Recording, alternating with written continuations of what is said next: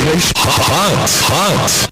Premo atogana de shimama yemo bibia ha emo bia tena sebra so bia pem to breka sebre enasum ebusuafo bia wo bia Mohammed ase se wutie Hot FM so wutie yenya ensema wose wotie kete wose anya dodo wura na ya de beso mo bia wo bia mo watena se na da ensem bia wo beti bi pa emu momro don cho na nkasa ha ne wo yenya ka sebo na ya original papa na nkasa kwofo de yebom ka fake nti sa wotie original bi wo bia enwa ene Hot 93.9 and some of the babesum sekasebo de bedi mo akotini bi enie yebekọ na enwa na nei panya wono na woye samahene ema man Ghana okojina masebe de fie okọ de sembe bire na gutafo say indeed they are not impressed sanso na mampanyi dada eye fifi atamels otumfo nyankopon to ne inside friend no ene ye mfinhia eye dumienu pepepepepe na yetisi montre so ene Ghana fo bi ekotwetwe nkomo ene yebebo ewura mu owo de damba ko ye drama mfo so ane yakaya nom eba ne sa no de na paka tabribini besi wa no de hodenfo ene ekro abusuafo ye be fi sansem num eja fi fentam frem ne so mills ensem ni yakọ CTAG empanyimfo Colleges of Education Teachers Association of Ghana CTAG one wakache one members ne services aka na wonu bi so ye no wonya ni nyina sanse wose July wonu bi so nya ka tua ma won fama wonu de a wonu so nya ni ma bia betwe nkobo ho na ene mpanifo womo ewo Mampo School for the Deaf womo chese omo sre aban ne ankronkra muwa ne sia de omunya mo pa ena no ebra eye Ghana yemfoto samfo wonimonyamfo Mohammed Amin Yandam ekwadina eye parliament na wode eye mid-year budget ne babeto yanim no wowie ya pe ena eye domkuma no womoda no ni Dr. Kesa wato forcing wono so ka se buei Ghana for yewu budget na eba ye no hopeless na eba dimu ntiremu pa ya basa dia sumu ya ka se bomu sa wode niam egu akwaso se tema oil refinery to no wonum de enyema begu akwaso broni be ka se secure strategy a wonum be su media partner na enefo aduokuno ntemu wonum ahye operation ase funyanya amampani nana adodankwa akufado bema boada pani wakasa wase se wopo empanifo bi ko supreme court a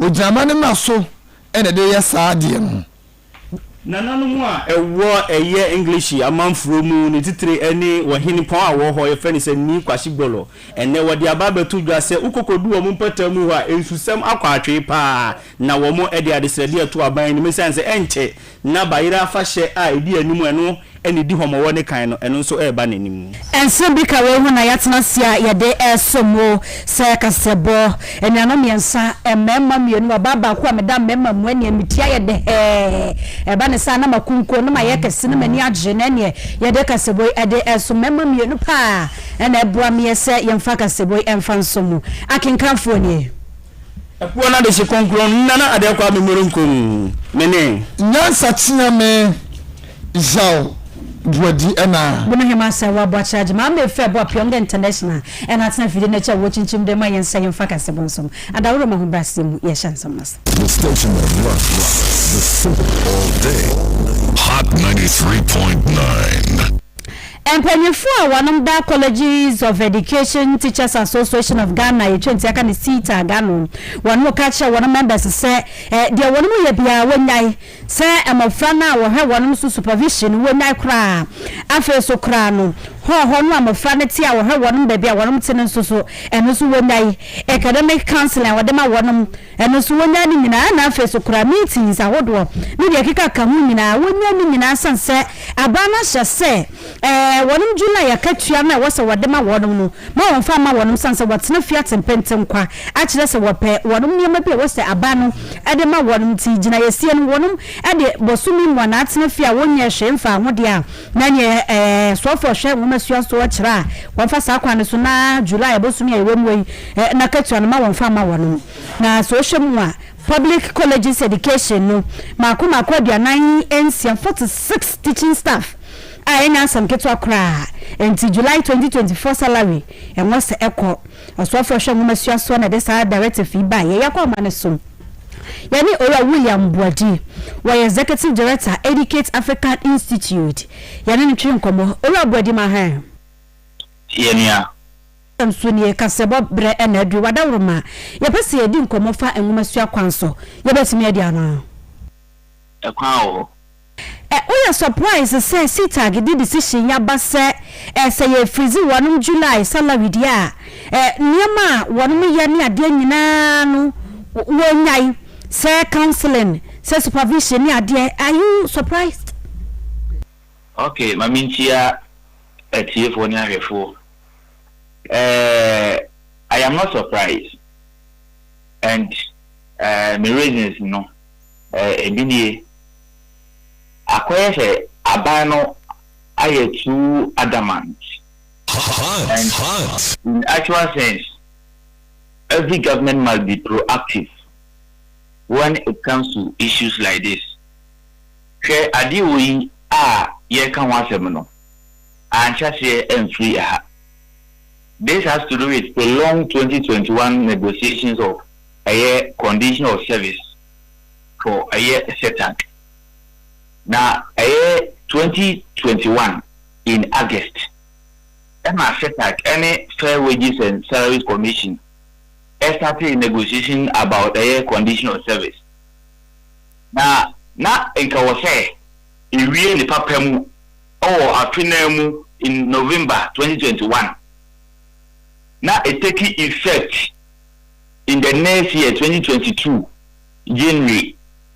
Miniaba Fair Wages and Salary Commission sheda etwenye nyatom asomo botutas omo bo wansa sa ema ebreno epa ho etinanka conditional service na sika na what is effective in 2022 January no eno anye dwuma enum na ma set for a declare strike after some more warning.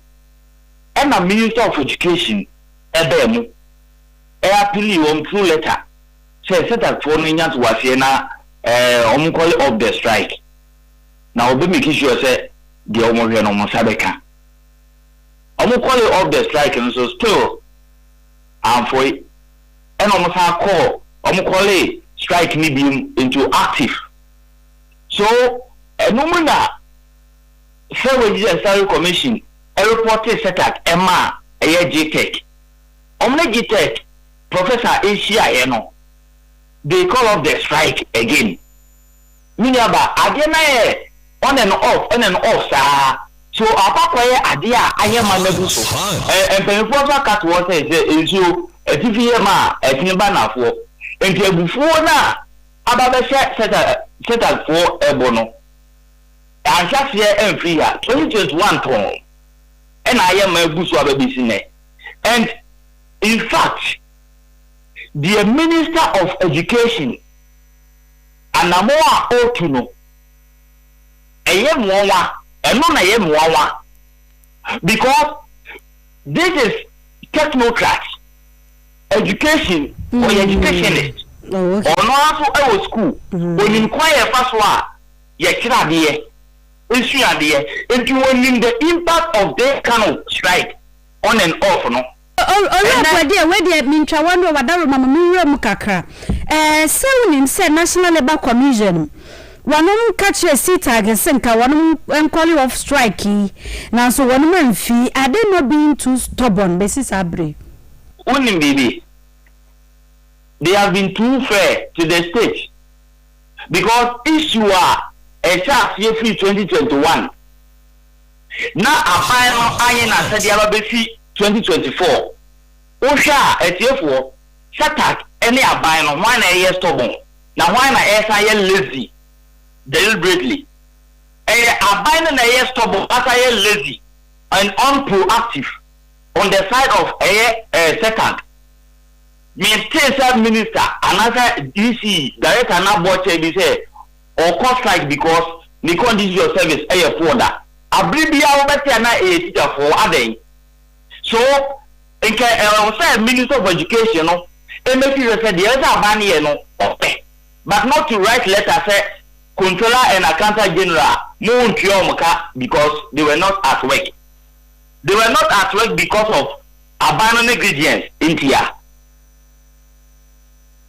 enti na o patcha say aban na approach ben anka won fa so because school for no won na bebre aso mienu kwa enwura ngaban ni nyema nketo e wo na brew de na ka wo say aban no eye ne say agreement na negotiation na course 2021 no ohun eke wo say o man ye active in 2022 January now with the ambassador no atwam say so what akaiwa you have to do it this year because empa ho eno na nka wo say aban ne ye and I said before ababedu baby na de eye ni on say every be aba say ye say adusuafo no hwe aboa konkotiba ono enu nyini be ya aboa pontreni what ya say se we odi treni na wo ye college of education na wo fo say ye sata for strike na how to wofu ana wo ye wofo if ye how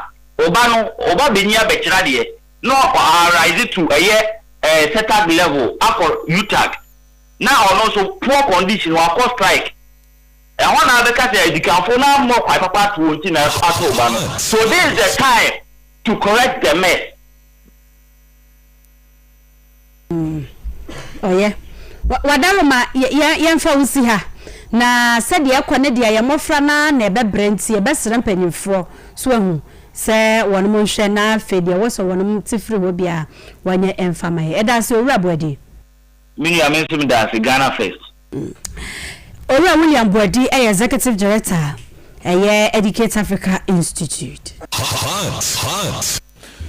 Alusa yefrum na yanko enran samwa Dr. Mohammed Amin Adam Pani one na ye finance minister in fact enradie osha ne batakalina na chese tumi yompa enti oso na pono na akachire ayi ne boy ne se onpepo ne pa ba homa no enti opepo hu ye no ema ka se ya onfa ayi dark polish enfam polish hu ana ope ne trouser kama pa na ne bag no so de emie mi koram kase sika de gumo se nka tanko a na pani kasai wakasa bebre HSA nenu o man se kasam nkakra eyeba na no kura kokodan chenso no wo hwe free sina school so a abani sika bebre ana asem enwachi no so pani asa kase etwa sika bi ede atoa yedi be hwe ma man totoye ene ne teteye akoyie ensem de bebrebe na ana pani no ekaye na yebekọ na ye ni gutafo so akodi nkomo na ye bisa wo mo se enra na komo hwe ni mi se etuo bi wo ha anka ba na betima yide firi wo de dikan aye border tax na toso COVID-19 levy na toso fa ngo bo no kra wo ye bi da fa ho na import duty ekosoro akwa ma se bi pedrasa omo kra condom eno kwa na ya miya eno kwa boss kra mo mpene se dada na masa mabuo no koso de ho anya bese ho pa anya bese ni nya egutafo omonya de a omode to abanim na tini nya mu no ye ne ye wura ben ye bo be din komo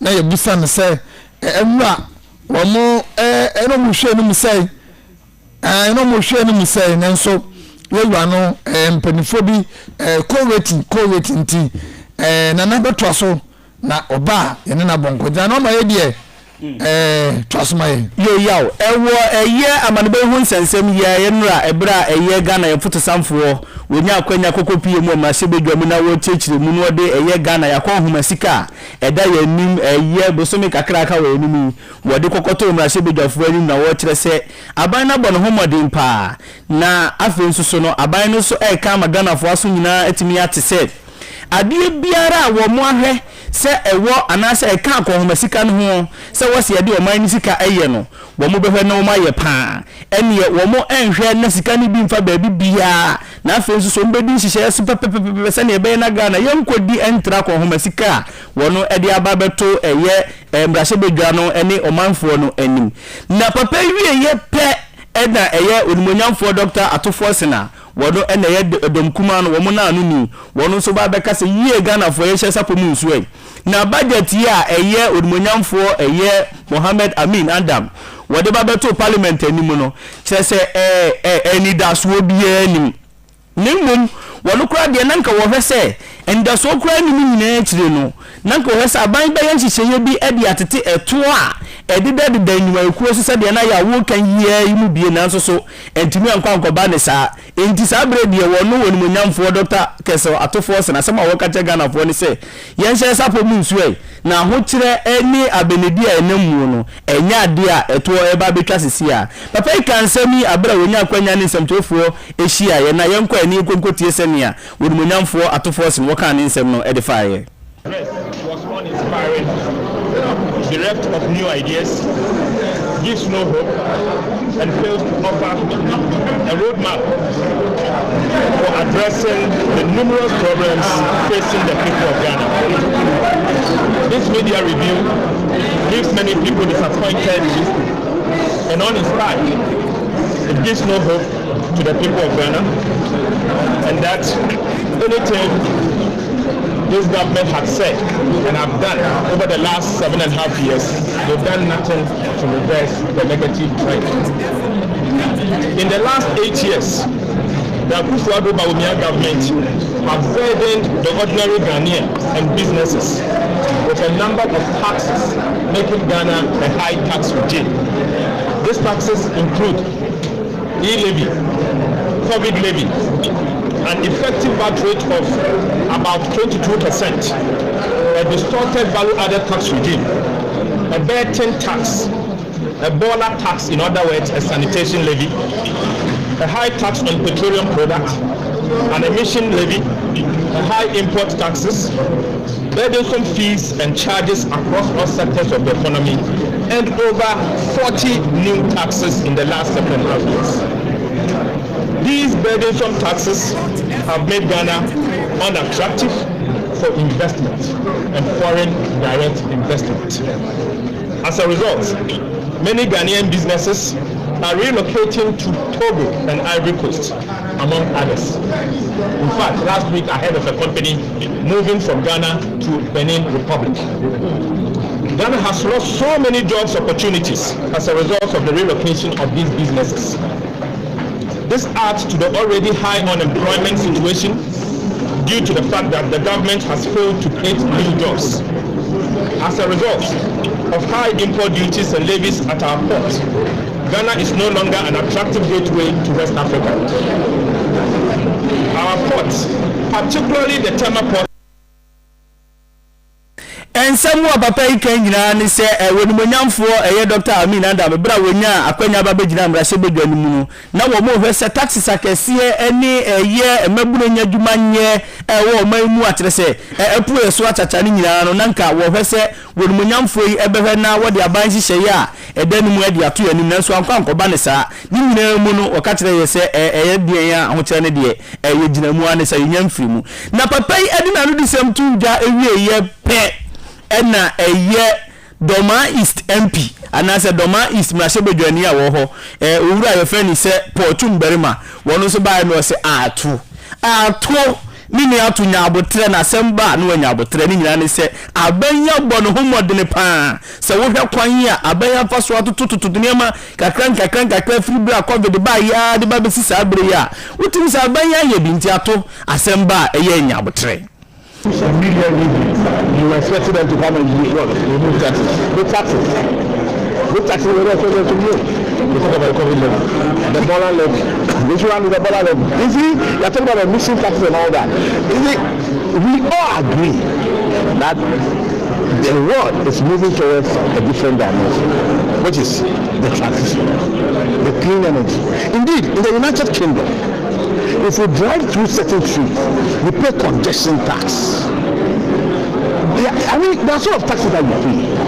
And we were all hoping that these people wouldn't come and beg up paying new taxes. Yes, you might say they have come with the taxes, but are the taxes good taxes? Emission taxes. Are you saying we should abolish emission taxes? When the country is planning and preparing, even in the world, at COP28, they said we should prepare about 600 billion in transitioning from our fossil fuel to clean energy. And they are saying that we should move. Even the emission tax, nobody's charging it. Indeed, emission tax, nobody's charging emission tax. So what should we abolish? If you mention emission tax, you can go and check. The emission tax has not been implemented. So what have we charged? Clearly, our minority side don't have anything to say. All that they have to say that, thank you, Dr. Amin Adam. Thank you, thank you, Dr. Howard Baumia, for not introducing new tax, for reducing the application of the union, for keeping our lights on, for making sure that CSS is going on, for making sure that nurses allowances are being paid, and for ensuring that roads are being constructed. That is what the minority should do for us. And we are expecting them to come and do that from tomorrow, as the leader says. Thank you very much. Enti odumonyamfo a ye friend is eye portum berima e da wo kire se wono de woni Dr. Kesalato for se nya dwene kura wo man na bomode ne papa aban no so aye na famu de na nyame kura ne na se taxes a omubobobodi nyina kura no yamfa BMP so na aban na timi agya na na nti eye ya ne sa abusafo ye koye ne mo wasi what the strategy is successful their boy yes secure strategy when met media partner na and for edukono 90 days and temu when met me start full operation me chair tama oil refinery return na etimi akoyi wasi what the name egu akwan so sanse what my there was one me am na successful in the best interest of the country no Minister of State for Ministry of Energy Herbert Krampa one of them semi to jade fa ye central for so kiremu ye asoye ne kire se what the name egu akwan so de aboa process ne pa sanse tamayo refinery no edagana fo akoma so pa wo kiremu se na enema bi ni nsem bi ni enema bi na nya yin se wonu guso a enche bia 90 days intemu Minister of State for the Ministry of Energy Ola Herbert Krampa worked to familiarization was said the broni canon say okọ to anase wo de nani kokọ shape places safata na obehunu bi a obeya familiarize na face okra no say operation shase a wonim se de ekọ ene se de esi etie wo chem se abambeto akoso ahwa boa refinery no na eniama safata capital wonim hia technology abefo a ebetumi aboa ama wonim aye de wo se wonim ye nyina pepepe ama na sisi esto abusuafo ye guso ehwe se yebebo owura Krampa ene no ama wanya biete na yenya moye no nyansa chame yenko ahoma no so se de na wo koso ayo enkoma na hwam enya ye pa na yenko na ye ne yewura Ben yeboa National Welfare Officer Guta openi ma he ya me jomoso kasa sundien kan so kamu nya so ana de mijiri sana munyina obi akopa takra edi yina su se de be ya eyewura mi nadam nkomodie no obi abetimi ye na de na mu hwe no nsanka pani no baka no ayesa de yo pe be da me fa kwanya nchia mtifo na ewie well like I said on some musical station bakoso so abo ni scan wo forum bi Emma foreign no ekomodie mu no ebetu dwa se enya de a omo beti any tax bia so na so be any tax bia free ho but also so no omo fa new tax bia ma and as existing taxes no omo pa bi enka so we got to know that before and apara chane kono to that extent there, that was okay. But we realized that on spending much time, government press to mobilize domestic revenue, say a 12 within the nation. Ultimately, so almost never to talk almost engaging stakeholders and may other agencies sana eto tua ne be koso ade so omombaye mu dada.gov platform so and so amount for taxpayers payment through the platform. Obviously, they've raised in over 54 billion Ghana cedis. Over the compare last year around this time, there has been an increment in that percentage. And they realize that it's working for them. And now also,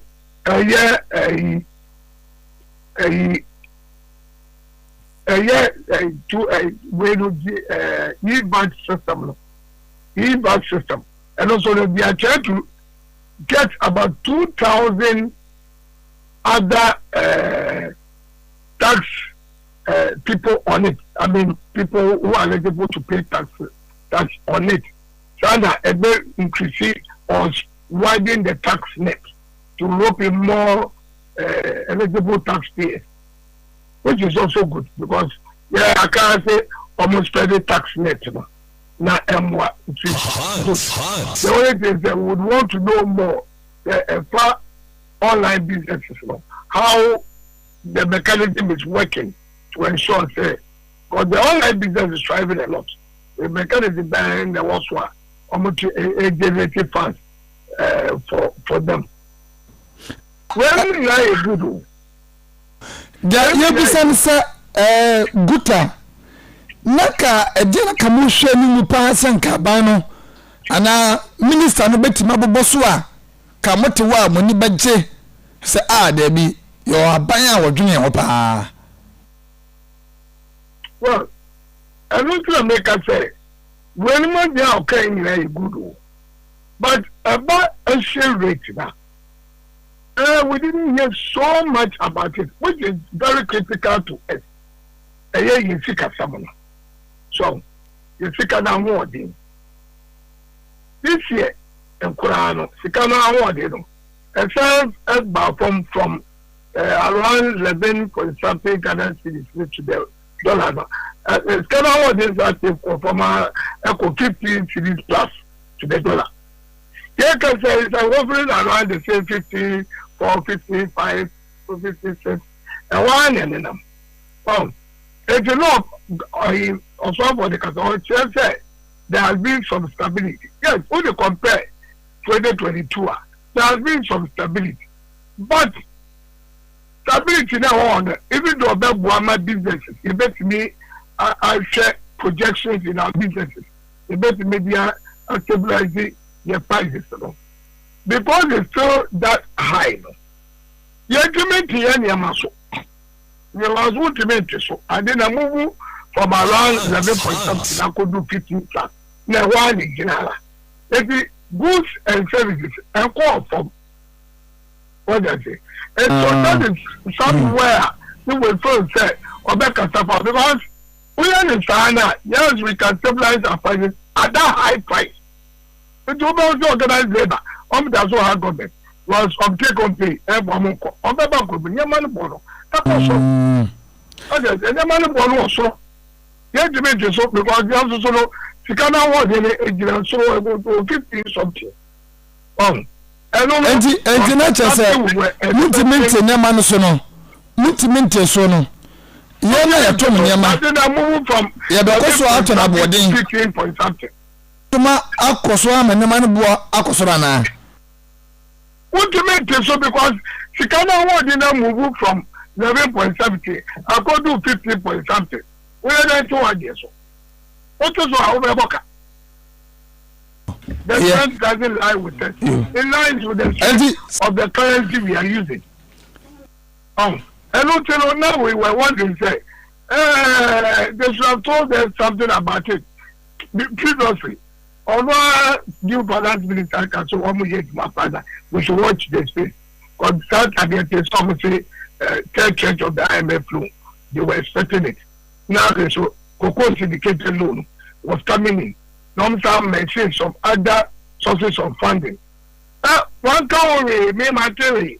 You boy, you do no, sir, my percentage, 100% Obama say, to I said with your business. My money average about 50%.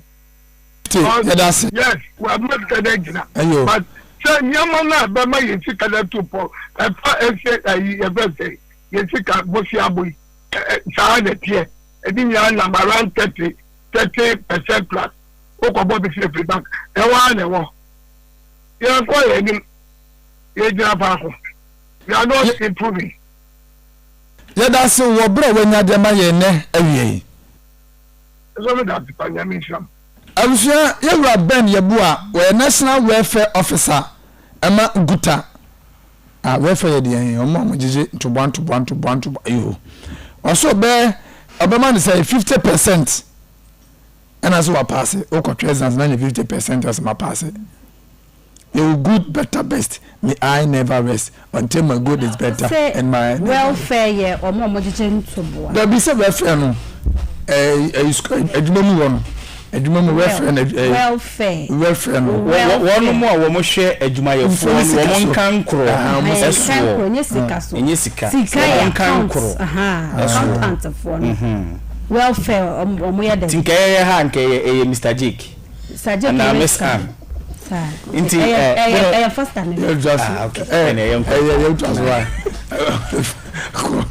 I was na yakwa kwoti ora Herbert Krampa enene said ya na wode na new coach wisa no ni sansam koto kokosha de yakwaso wo se o secure ye good strategy a wono betimi de ahya se ye adwuma ye enefua adukono 90 days se be ya wono mu ye adwuma no a wo benya fair ideas na wo hunu se de sitenti tama oil refinery na nche bia e be hya se abadwuma.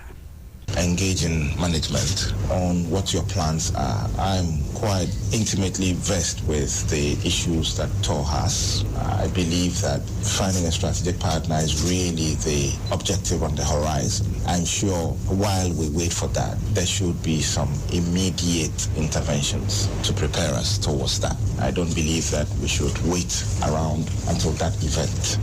I'm of the conviction that we can work towards that. I hope that we'll all have that at the back of our minds, that the different bodies in TOR always, sort of have some form of, disagreement or the other. I hope that this time we can get everybody on board, management, the board, the unions, so that we can save a lot of time and move forward with revamping TOR. My objective, and you have the fullest support of government and the ministry, is for TOR to work.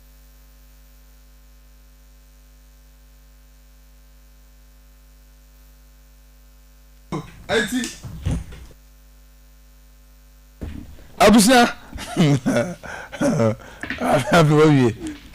ayo. Mama Johnson na me ko menwen. Ena ise de be na ye betimi abobo ye nanum a se bi mpaduasa. Bibi nti wo monte kasa. Wo mufra wo yam eba no.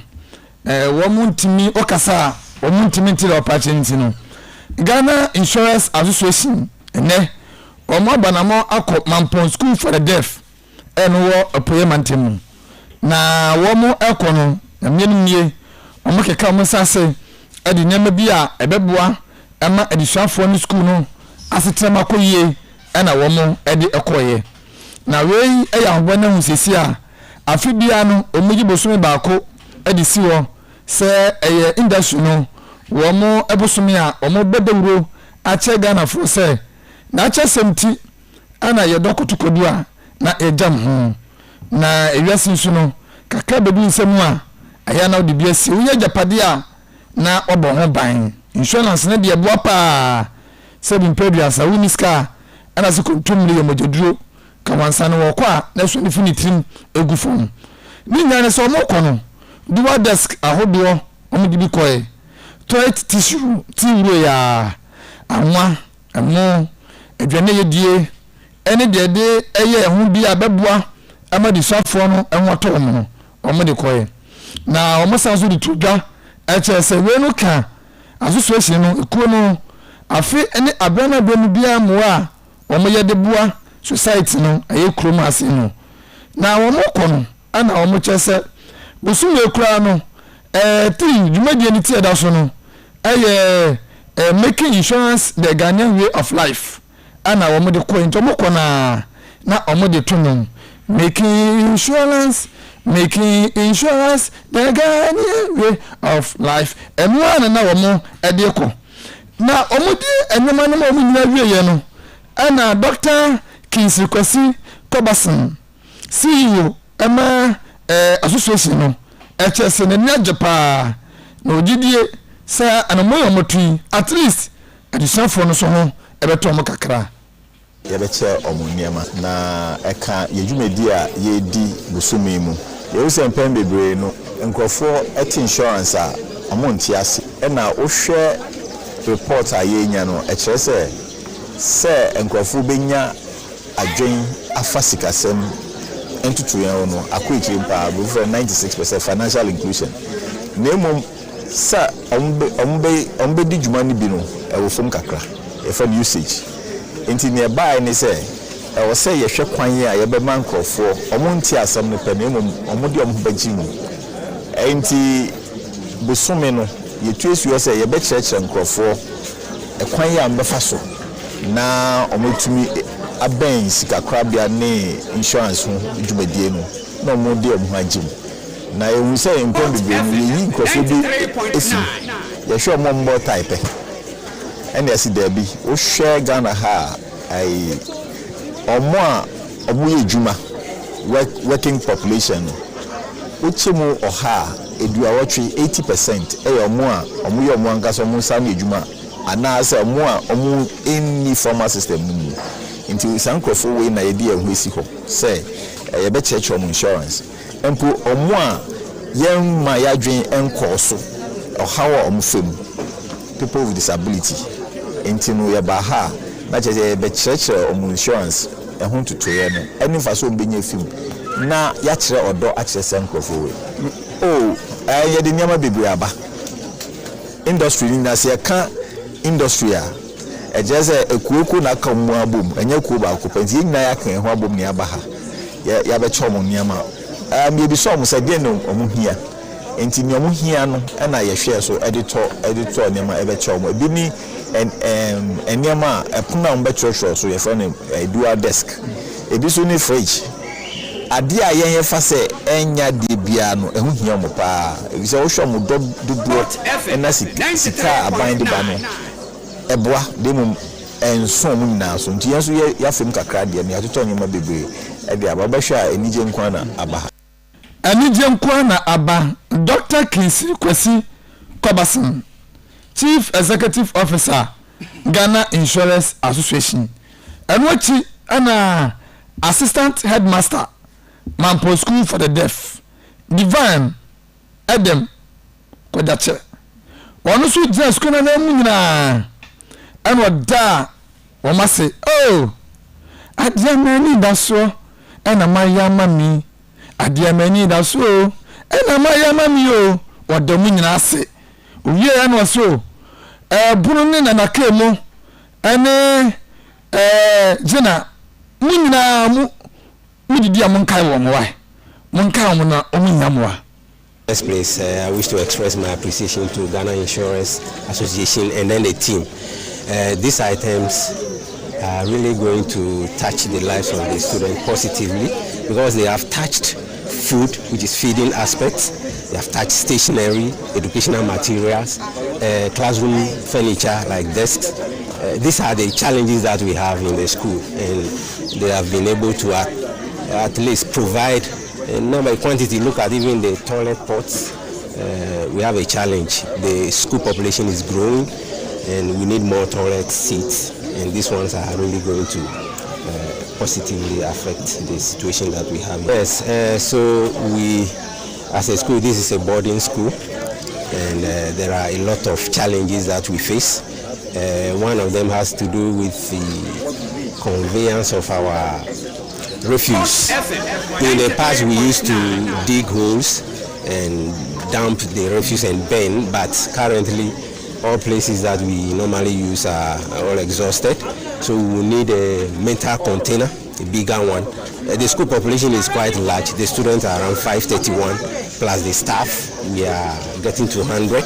So there is a lot of garbage that we generate here. So if we get a metal container that can be placed here for Zoom Lion to come and pick for a fee, that will be very welcome. And also, this hall is the dining hall. That is the only hall we have for every program. And we are appealing to anybody who will be able to help us put up an assembly hall for us. That will be very much welcome. We have space for such a project. So assembly hall is a very major need for the school. Champion Benito Media as a coup for NBDA. Because on some corner Dinachi. Divine Adam Kodache, assistant headmaster, Mampo School for the Deaf. Hot 93.9.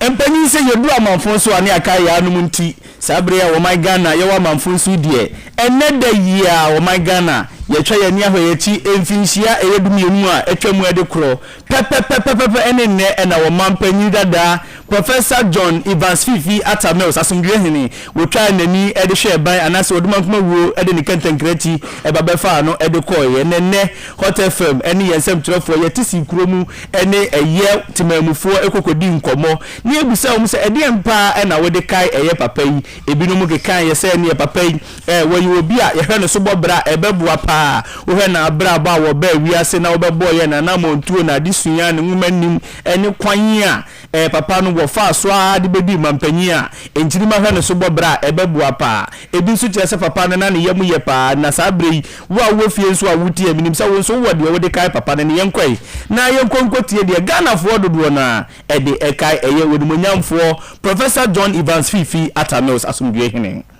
Zola ni papa odwe ni paun enye akufuado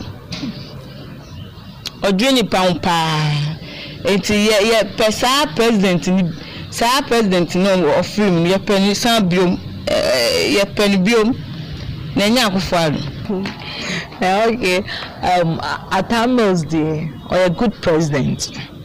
Or president be oba so ayenya ena short time na no film ntiepe the same president sat Atamels the same president until your next election your president be at some Oye fine ngo ndio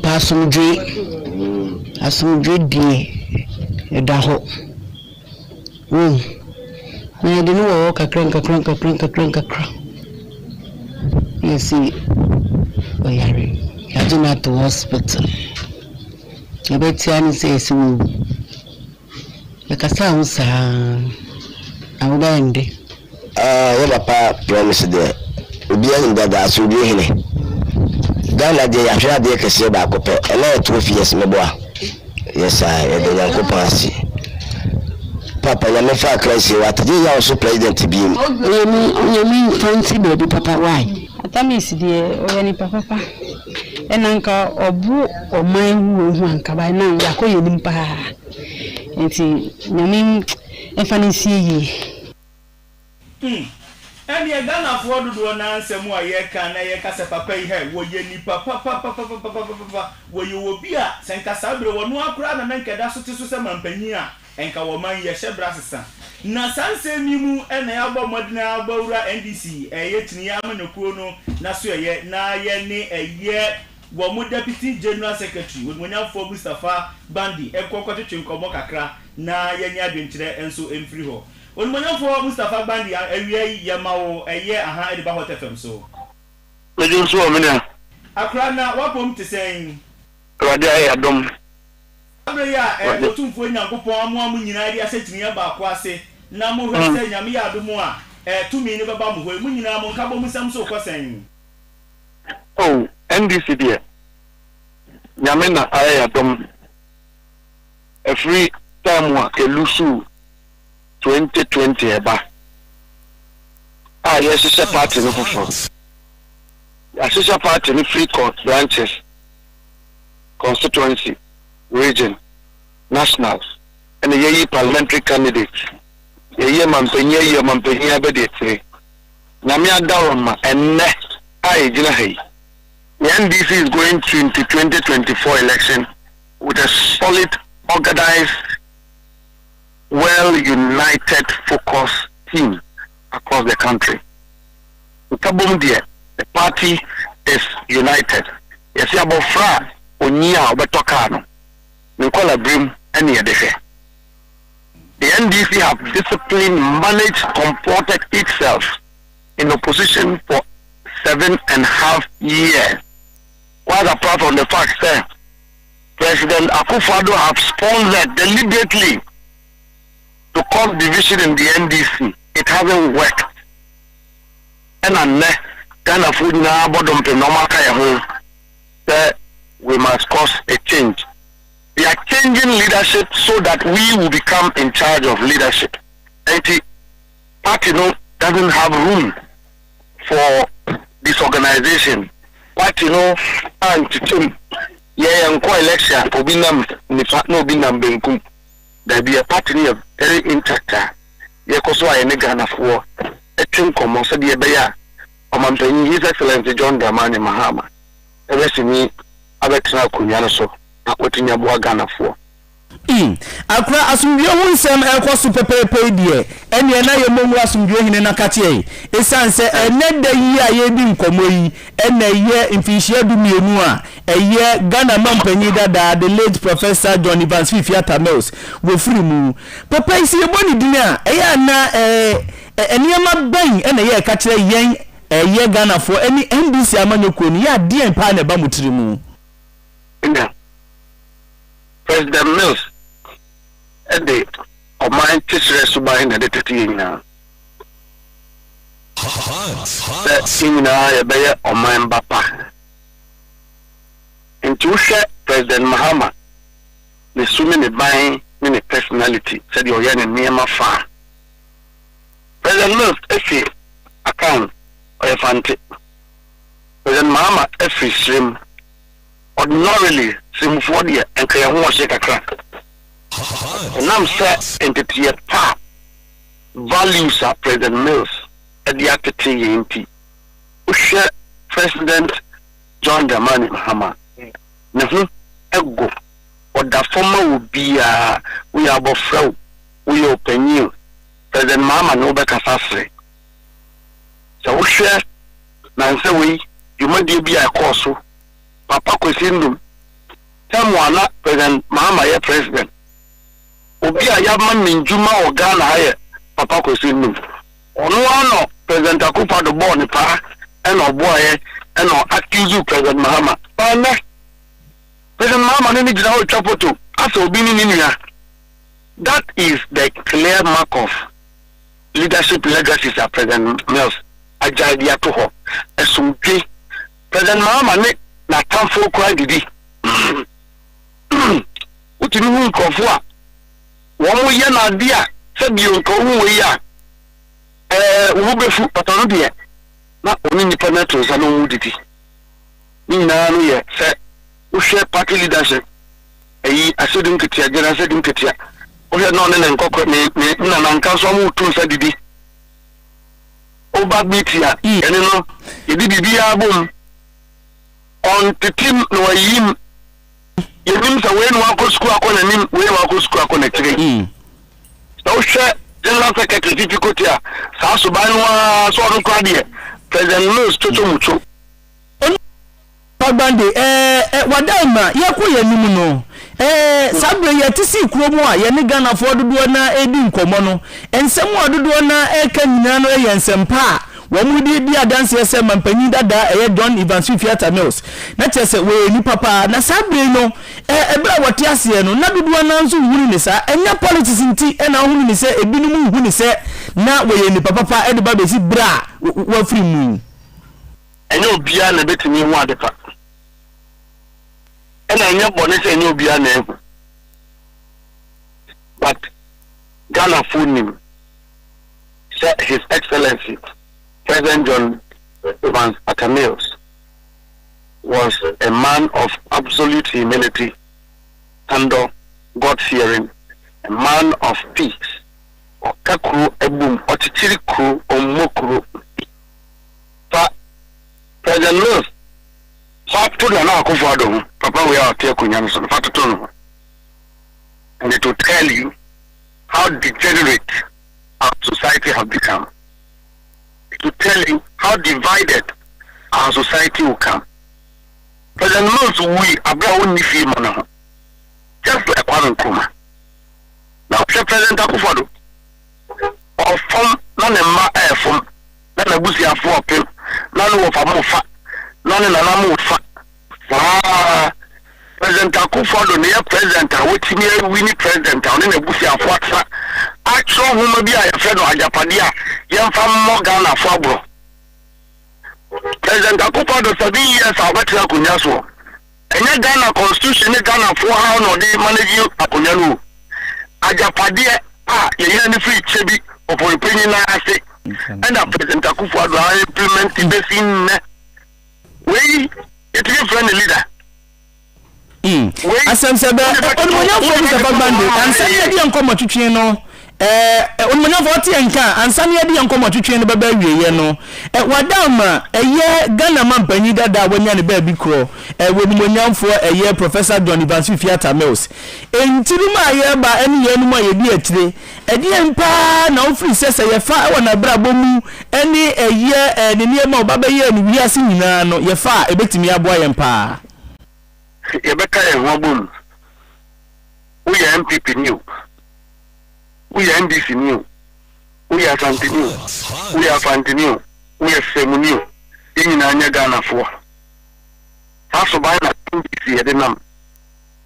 2024 Yababa Bemi and one near the Banam. Yin Yakasa the own future being Tito. You with him.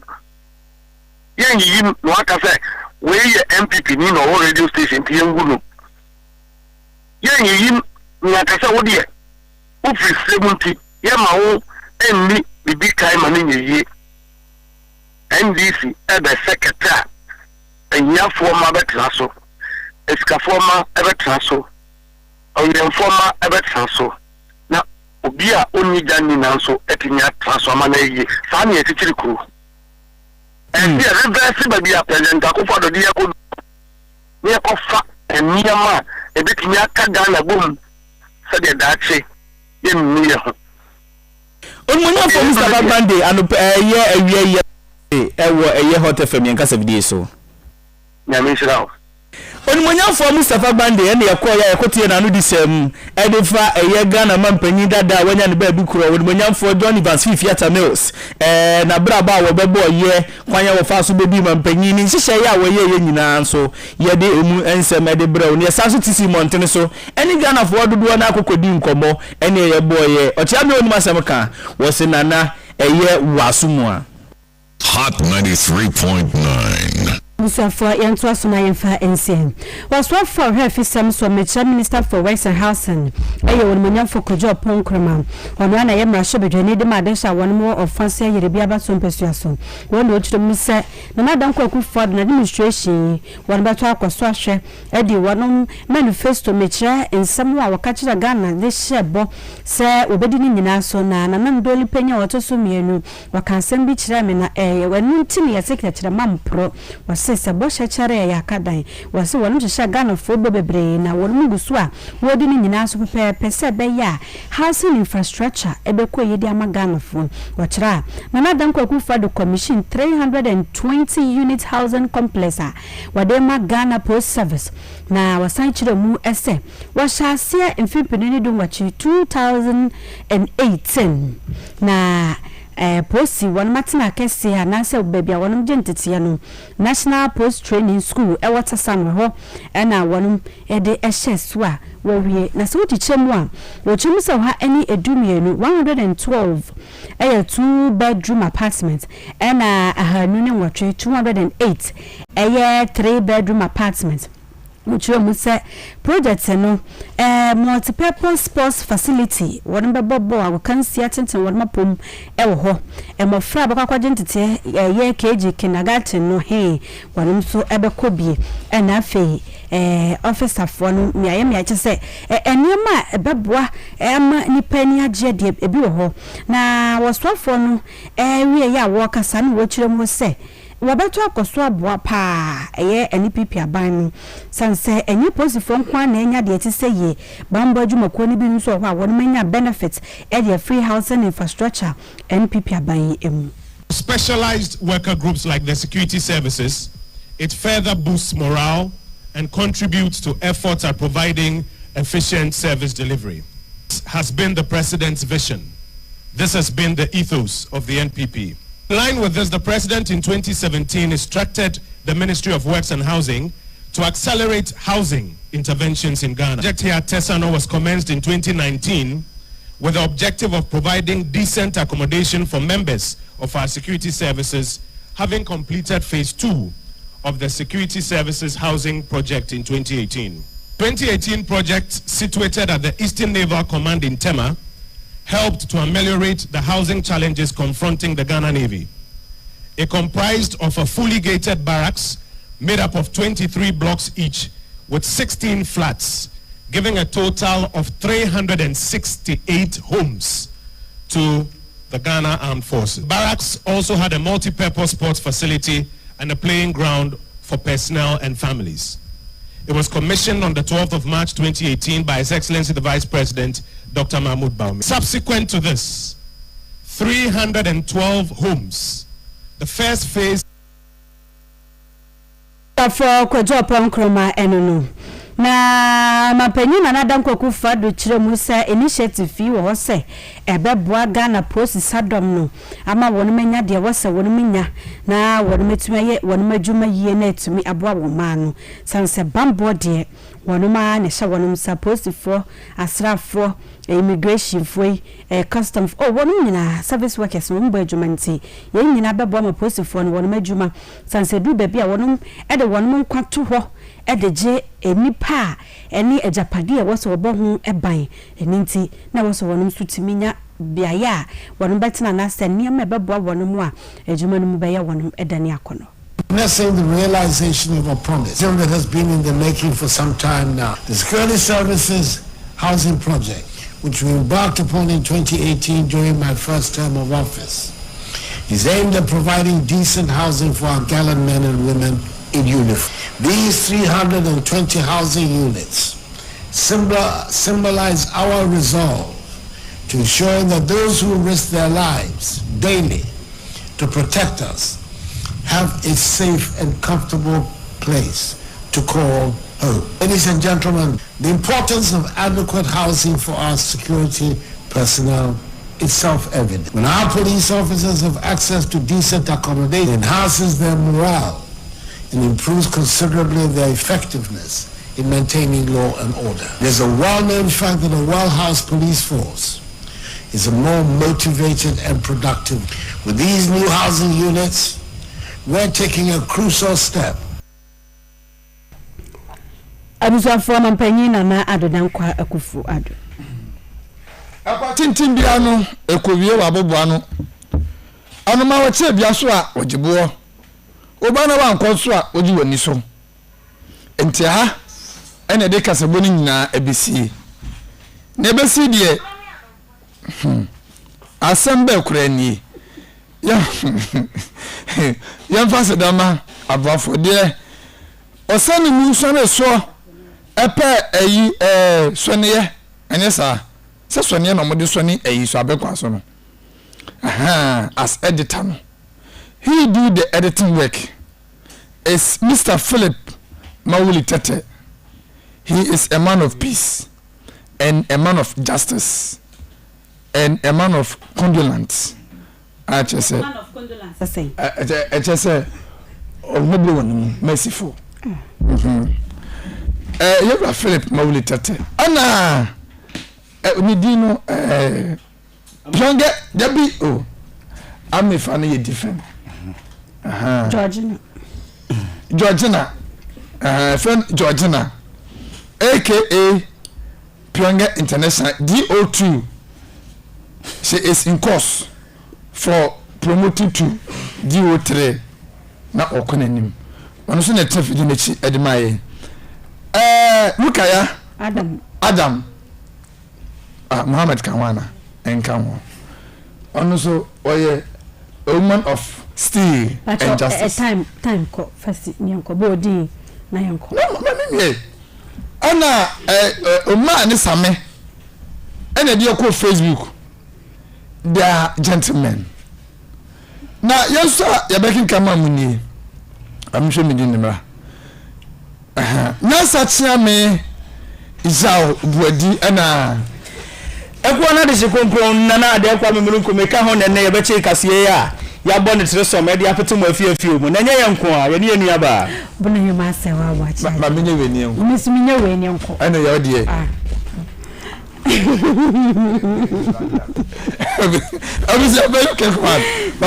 special invitation ye from Ghana for nyina mo amutse water from say mumra bi ay staff any students are one more papa St. Peter's Catholic Basic B school no one say any dia mu na one mo frɛ se brabio graduation na one mo cost to a third annual graduation enti wase bre what the two parts so team na say transforming society through quality education sesa important mu no masua papa ne boarding na chese nyese esukuu no wo jisika boarding de na masua sefata wasa wunya quality ne papa mu ha enye dodo wura mu wase ya woda Thursday 25th July 2024 no pa no nkron school no wa pa enti so person baby na wo ya yera 0243 864493 0243 864493 yensha no suneja yemfa ye enjimu binti graduation mo frano wonu besa geography wonu be ye prom be any ade do the birthday no nti Papa St. Peter's Catholic Basic B school NFR fa birthday ni so fa birthday ni so sunenko ayo enti mama fa birthday emfa enso so we o say yay adipenie ade na fese o say no glorious happy birthday, may God bless her new age and bless her abundance of grace from Jonathan to Rita Intadu. And Jonathan said Rita Intadu